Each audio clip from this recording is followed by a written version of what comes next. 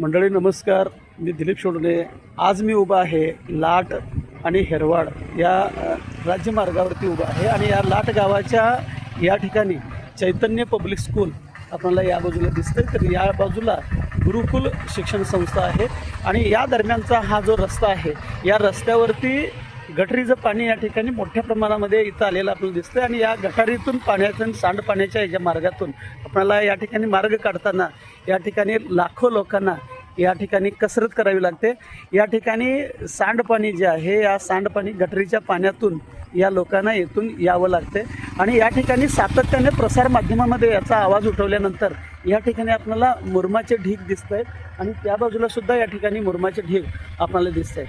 हे पहा, या ठिकाणी एक बस येत आहे आणि या बसमधून येत असताना या रस्त्यातून अक्षरशः पायवाटणी काढावे लागते. या ठिकाणी खड्डेसुद्धा पडलेले, रस्ता खराब झालेला आहे आणि या रस्त्याची डागडुजी होणं हे अत्यंत आवश्यक बनलेलं आहे.